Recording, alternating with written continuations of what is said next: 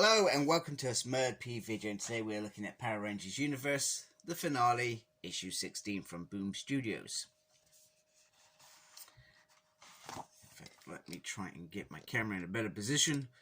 That position is awful. So this is written by Nicole Andelfinger, and I will give it to her. As much as I've not enjoyed this mini-series, she has done a great job of giving us something different and something unique that we never had before. So I will give her that. The illustrations are by Simone Ragazzoni. If I pronounce that correctly, I apologize if I haven't.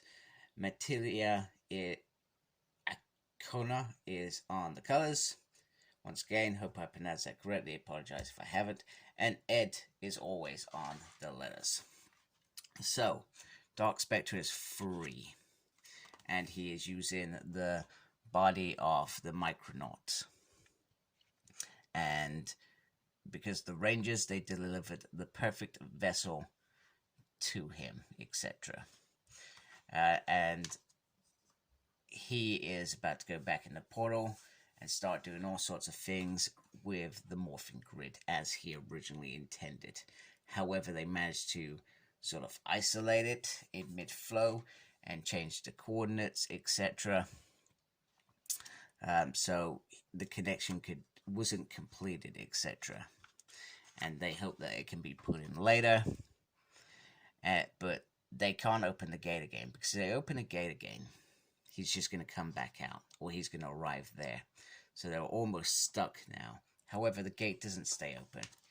He comes back.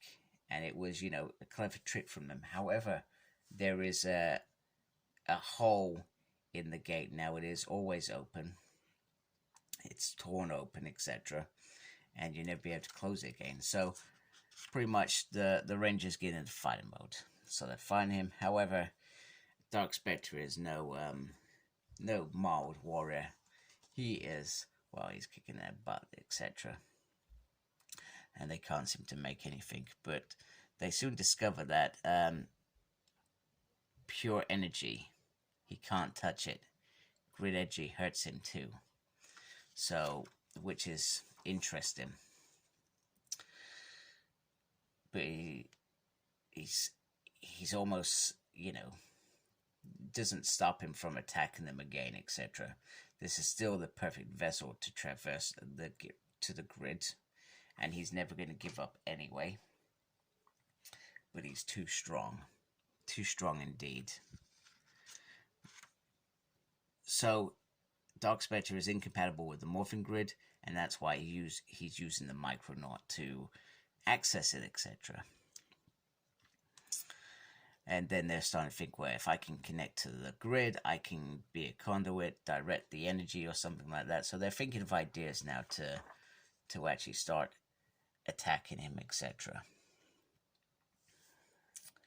And then he goes off anyway. So the Rangers have one way to defeat this. They break their morphers, they release the morphing grid energy in one final blow.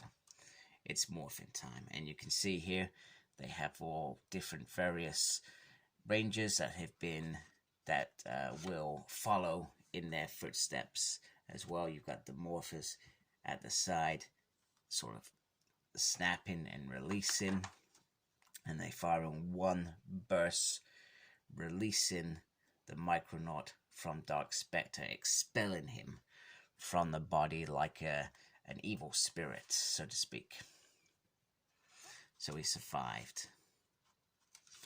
But he is still out there. Dark Spectre is still out there. There is no palms about that, but using the grid energy, they have defeated him from now.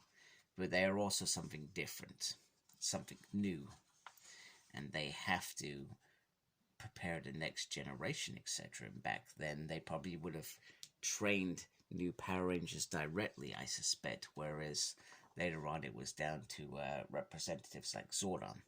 Now, the Phantom Ranger still lives, and he is given the crystal and sent on his way, a shadow of his former self. Sorry, a mere phantom off the power he once had. So I guess that's where he got Phantom Ranger from, I guess. Perhaps. So these new, I mean, it's not actually said here, but as far as I'm concerned, these are the Morphin Masters. They are to protect the grid, they're to stay vigilant of Dark Spectre, and ensure that no wrongdoings happen in the universe. And that the new Power Rangers will be here to stop them.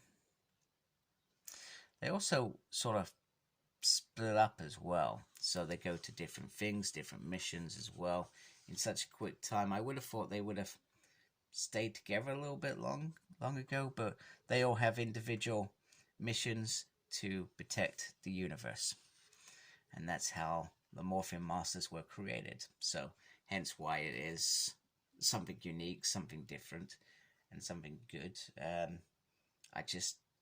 I don't know, I just didn't gel with it for some reason.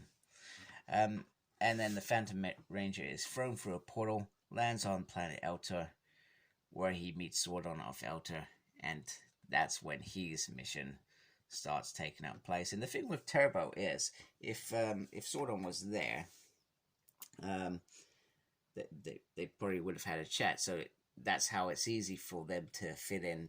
Zordon and Phantom Ranger knew each other. Phantom Ranger did missions for Zordon. It does make sense. And maybe even Zordon said, go to Earth for me. Keep an eye on these new Rangers. And just make sure everything's okay, sort of thing. So it does sort of make sense. So, yeah, it was good. It was, like I said, I didn't personally enjoy it, but it was an alright miniseries. It gave us something different. It gave us the creation of the Morphin Masters and the Phantom Ranger, how the Phantom Ranger came about. We still have no idea